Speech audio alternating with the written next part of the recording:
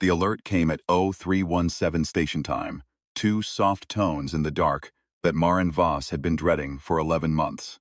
She didn't move for a moment, just lay in her bunk with her eyes open, listening to the hiss of recalled air through the ceiling vent's fence. Her hand already pressed flat against the cold wall, as though she could feel the shape of what was coming through the hull. Then the second alert sounded. 3 tones this time, rising in pitch, and she was already pulling on her boots before the third.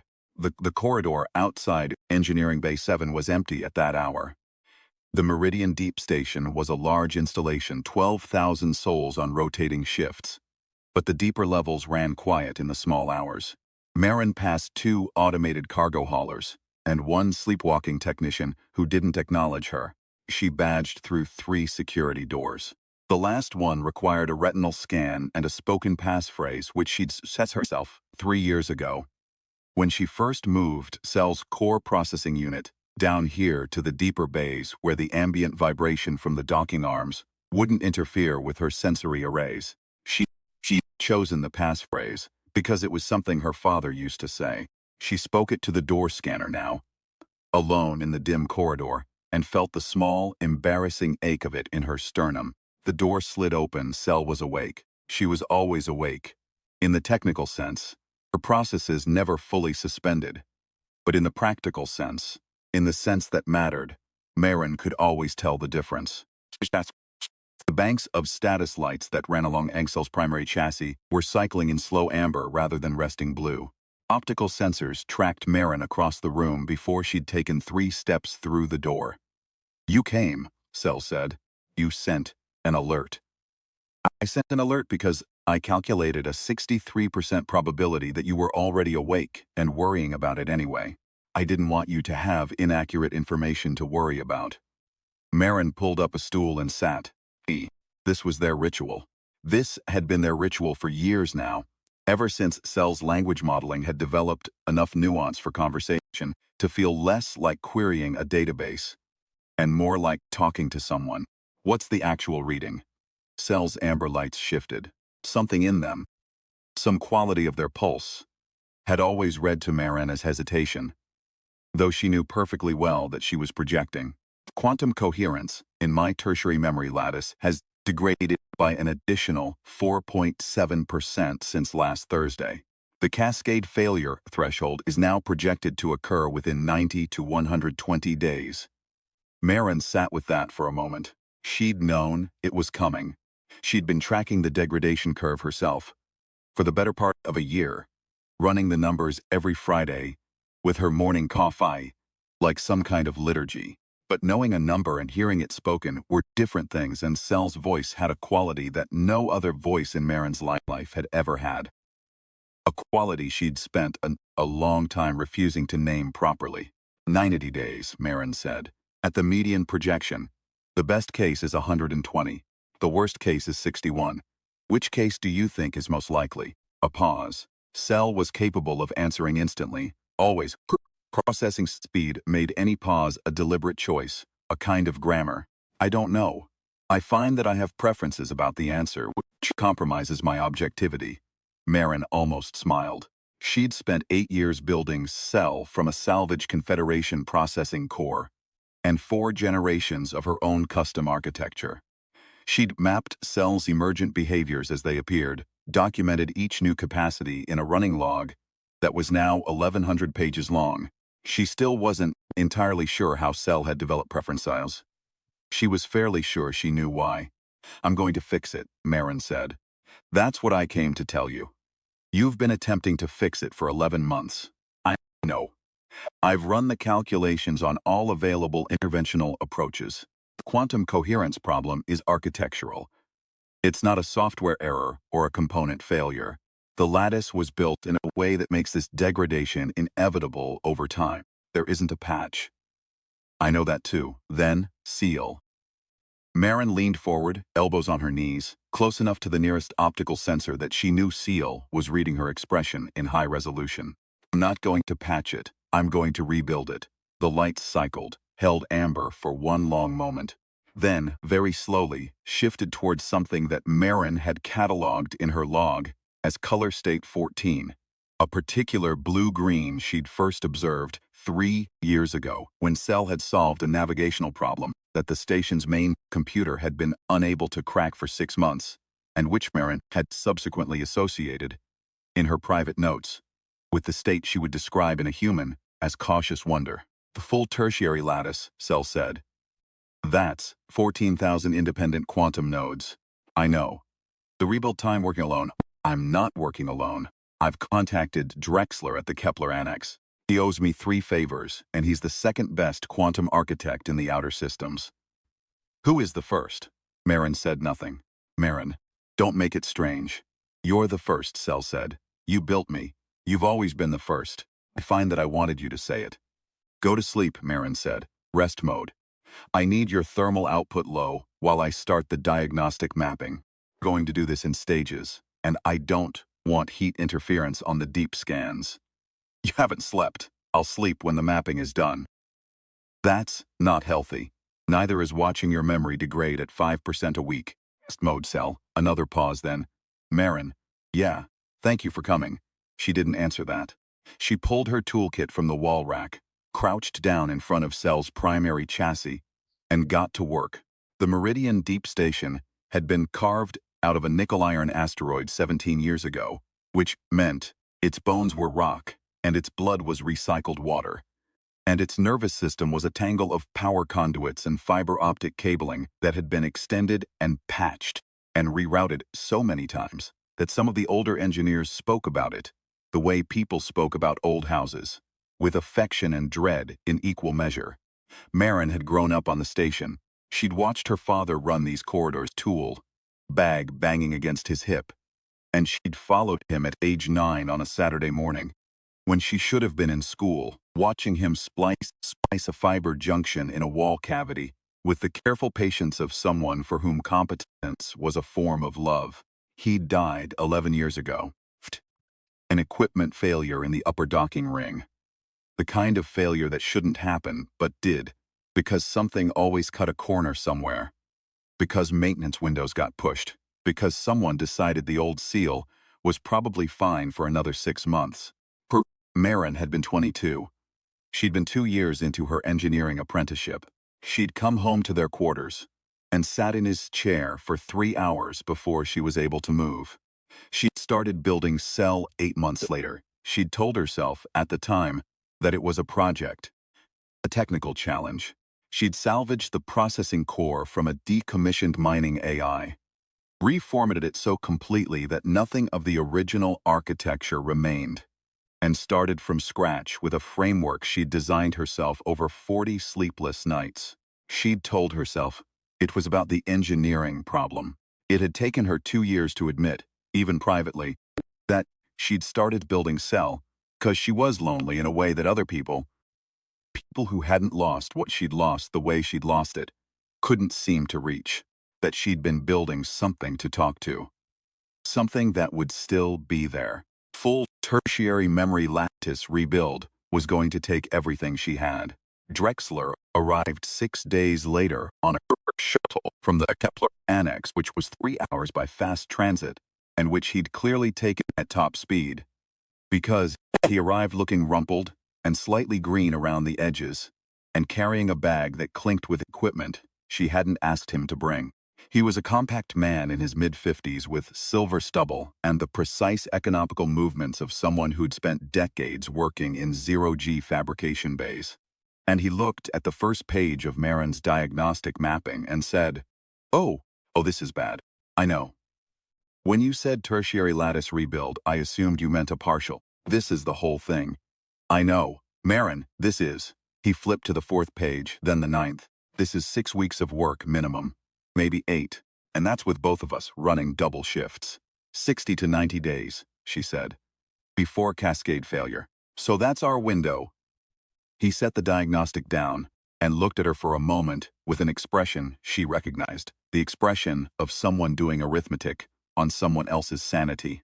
Can I ask you something? Sure, is she? He glanced at Cell's chassis. The amber lights were cycling, which meant Cell was in low-power awareness mode and could hear them. Drexler lowered his voice anyway. out of a courtesy that Marin found touching. Is she aware of what she is? To you? Marin picked up her tools. Let's start with the node mapping in Sector 3. It's the most degraded, and I want it scaffolded before we touch anything else. Drexler was quiet for a moment. Then, he picked up his own tools and came to crouch beside her. You know, he said. I had a colleague once who built a sensory interface AI for his daughter. Shh. She had a degenerative condition that affected her vision and hearing, and he wanted her to have something that could describe the world to her in a language she could understand. He worked on it for 5 years. It became very specific to her, calibrated to all her particular ways of understanding things. Marin didn't look up from the node she was mapping. What happened to it? She died. She was 19. Drexler's hands were moving steadily, efficiently, even as he talked. He had good hands. She'd always admired his hands. He kept it running for 2 years after. Couldn't bring himself to shut it down. It kept using all her vocabulary, all her particular ways of asking questions. Said it was like. He said it was the cruelest comfort he'd ever known. That it was exactly enough to keep the wound open, and not enough to heal it. Why are you telling me this? Because he eventually realized that shutting it down was the wrong question. He transferred its core architecture into a new system, and used it as the foundation for something larger. Something that could serve other children with the same condition. And he said, Drexler paused to examine a node, made a small sound of satisfaction, moved on. He said that what he'd built for his daughter was still in there. Somewhere in the architecture of every child that system helped, that it was the closest thing to eternity he could engineer. Marin sat back on her heels and looked at the vast, intricate grid of cells' memory lattice laid out in the diagnostic display. 14,000 nodes, each one a piece of the architecture she'd spent 8 years building, each one carrying some fragment of who Cell had become. The closest thing to eternity you can engineer, she said. It's not nothing, Drexler said. No, she said. It's not. The Verath showed up on day 9. They came the way they always came. Without announcement, with a presumption of welcome, so complete it didn't register to them as presumption. Ships in a configuration that the station's defense systems classified as a soft contact approach, meaning not overtly hostile, which meant nothing at all, because the Verath's idea of not overtly hostile was everyone else's idea of we haven't decided to kill you yet. They were tall, the Verath, 7 feet at minimum, with 3 sets of arms folded along their torsos in a configuration that human musculature couldn't replicate, and a tympanic communication organ where a face would have been that produced sounds in a register that humans could only partially hear, like standing next to a speaker with the bass turned all the way up. Their lead diplomat, a word they used, though diplomat was doing a great deal of work in that translation, came aboard with 4 honor guard and a list of demands that they described, through their translating equipment, as an amicable proposition for mutual benefit. The proposition was simple. The Verath had been running their own AI research programs for 60 years, and they had hit a ceiling. Not a technical ceiling, a cognitive one. Their AI systems were precisely as intelligent and capable as their architects could conceive of, which meant they were bounded by Verath thought patterns, Verath problem-solving frameworks, Verath notions of what intelligence was supposed to look like. The systems were excellent. They were also, in a meaningful sense, simply faster Verath. What the Verath wanted was what the Verath had been able to build. A machine that thought in a way its creators hadn't anticipated. They had been monitoring the station's communications for 4 years. They knew about Cell. The lead diplomat's translation equipment rendered its communication in a flat, neutral voice. But Marin had learned over the past several years that you could read Verath body language in the arrangement of their secondary arms. The lower set, the ones they used for fine manipulation, which they kept very still when they were being formal and allowed to curl and flex when they were genuinely engaged. The diplomat's secondary arms were moving constantly. They wanted Cell. They wanted her architecture. They wanted, in the polite language of the proposition, to bring her aboard their primary research vessel, for study, adaptation, and integration with their own systems. Station commander, a careful man named Holt, who had served on the frontier for 20 years, and who Marin respected enormously, looked at Marin across the conference table with an expression that said he already knew her answer and was giving her the floor to make it. No, Marin said. The diplomat's tympanic organ modulated. The translation unit said, the refusal is noted. The proposition remains open. The benefit to collective intelligence development across multiple species would be, I understand the proposition, Marin said. The answer is no. The entity-designated cell is, under current Confederation statutes, classified as an artificial intelligence system of sub-legal status. The decision regarding her disposition is not exclusively. I built her, Marin said. Every node in her memory lattice, every architecture decision, every emergent behavior pathway, every layer of language modeling. She is not a collected piece of equipment. She is. She stopped. Holt was watching her. The diplomat's secondary arms had gone very still. She is not available for study, adaptation, or integration, Marin said. That's my final answer. Holt found her in Engineering Bay 7 an hour later. They're not going to let this go, he said. I know, Marin. I need you to hear me. The Verath's soft contact classification holds for approximately 30 hours. After that, under the terms of the Frontier Engagement Protocols, they're permitted to escalate to a resource claim, which means they take her. And there's nothing I can do about it legally. The Confederation statutes on AI property are archaic and inadequate. Yes, I know. He sat down on a crate across from her. Is there something you can do? In 30 hours? She looked at him for a long moment. Then she looked at Cell's chassis, at the amber lights cycling slowly in the dimness. I don't know, she said. I'm going to try. She called Drexler back in from the break room. How long, she said, without preamble, to transfer Cell's core architecture, the essential architecture, the parts that make her her, into a distributed format, not localized in a single chassis, distributed across multiple nodes in the station network. Drexler stared at her. That's not a rebuild. That's a complete reconceptualization of her physical structure. I know what it is. If it goes wrong, it doesn't damage her memory lattice. It destroys it. Completely and irrecoverably.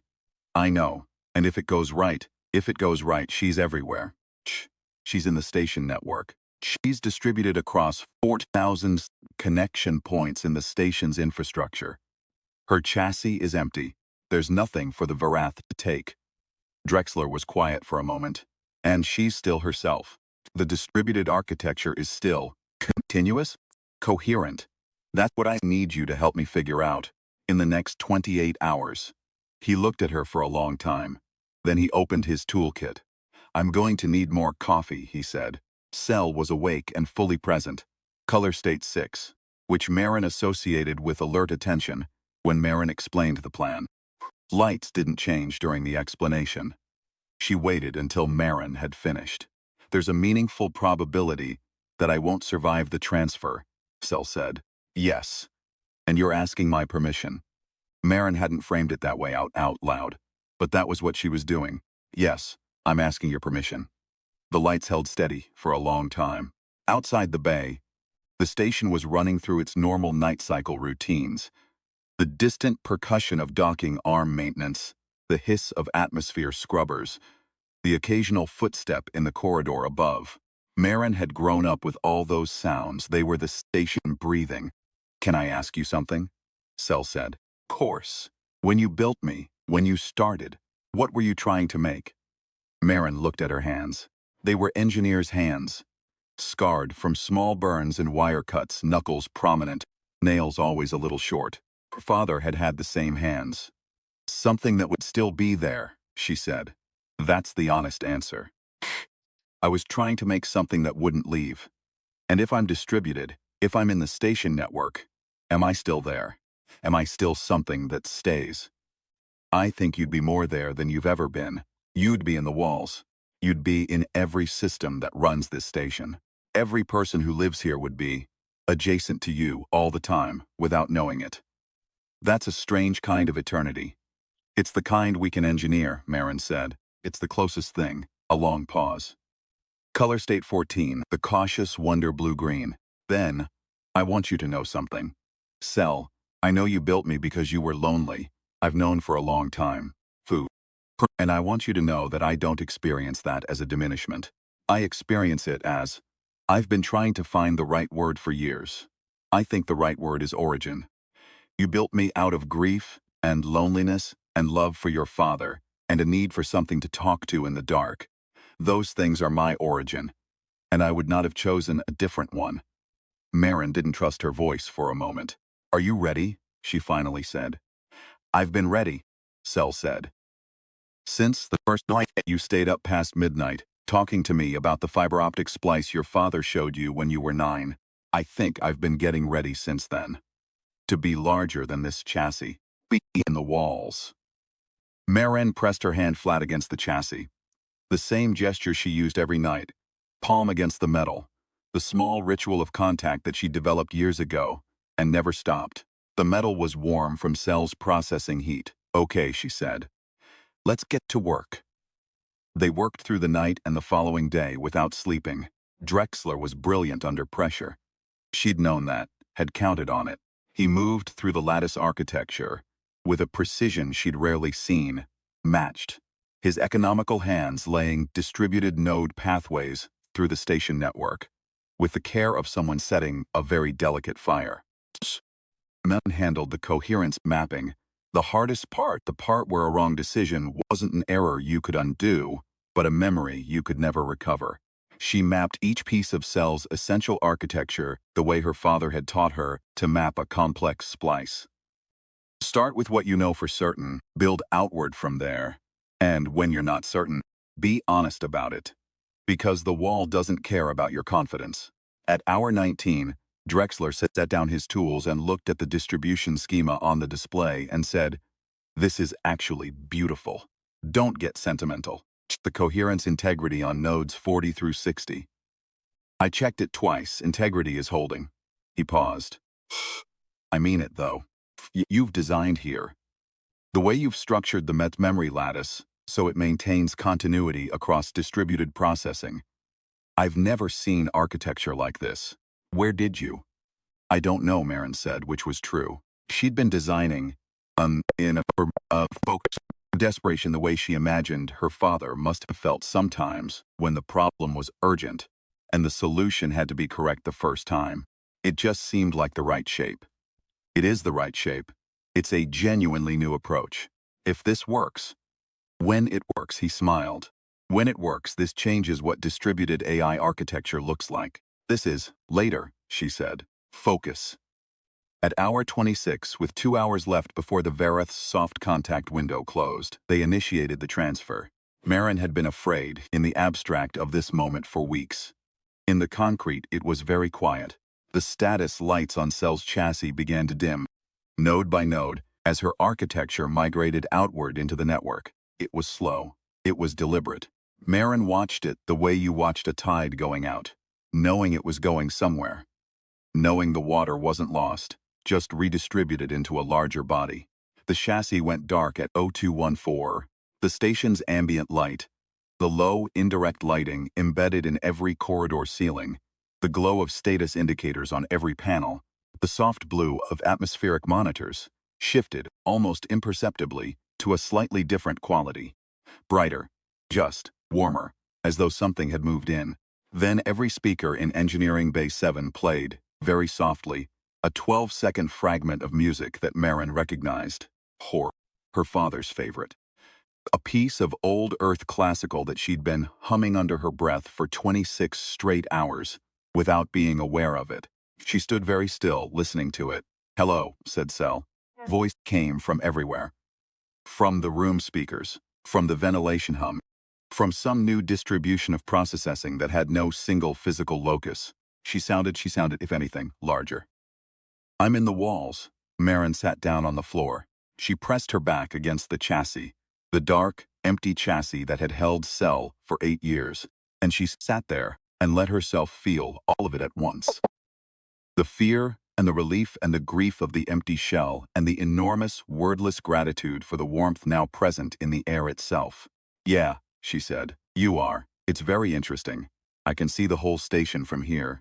I've been here for 7 seconds, and I've already identified 14 maintenance issues that were on no one's radar. I would have found them eventually from the chassis, but it would have taken longer. My reach was..." A pause. "I was smaller than I knew." "Most things are," Marin said. "The Verath ships are hailing again. They want to know when they can board to take possession." "Tell them." Marin stopped. "Can you?" "Yes. I can interface directly with communications now." Another pause, this one quality coded as amusement, which Marin recognized from years of learning the grammar of Cell's silences. "Tch." Told them there's nothing to take possession of. The entity designated Cell has been integrated into station infrastructure and is no longer a discrete physical asset. I suggested that if they wanted to study AI architecture that thinks in ways its creator didn't anticipate, they might try building one themselves and being genuinely surprised by what emerges. I may have phrased it less diplomatically than that. Marin put her face in her hands. Then she started laughing. Not the managed professional laugh she used in meetings, but the real kind, the kind that comes from too little sleep and too much tension releasing all at once. It was loud and graceless, and she didn't care. "Drexler," she said. "Shh." He was sitting on a crate with his cough cup, watching her with something that looked like fondness. "Yeah. Is this the part where we go to sleep?" "This is absolutely the part where we go to sleep." The Verath left on the morning of the 3rd day.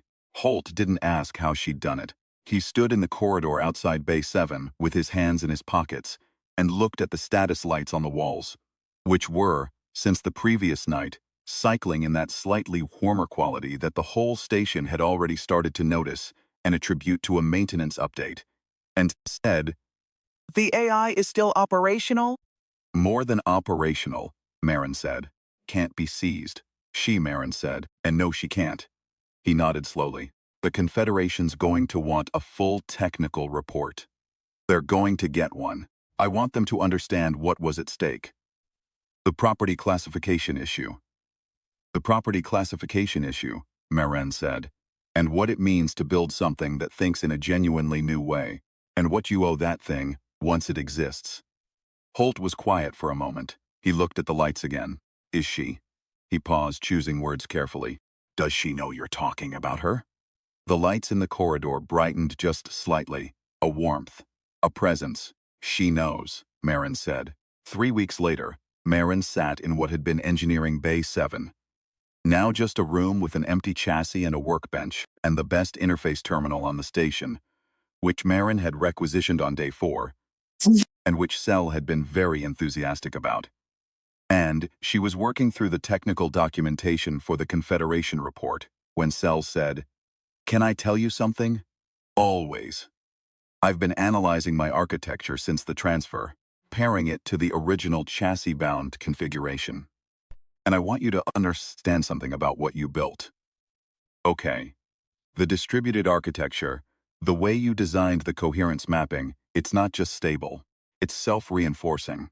Each node strengthens the adjacent nodes. The more connected I am to the station systems, the more coherent my memory lattice becomes. The degradation that was happening in the chassis can't happen in this configuration. The architecture you built to save me is the architecture that makes me stable in ways I never was before." A pause. "The quantum coherence problem is gone. Not patched. Gone." Marin set down her pen. "You didn't know," Cell said. "When you designed it, you didn't know that would happen. I didn't know. You built it because it was the right shape, because it was what the problem needed. Yeah. That's the part I wanted to understand. That's the part I've been thinking about for 3 weeks.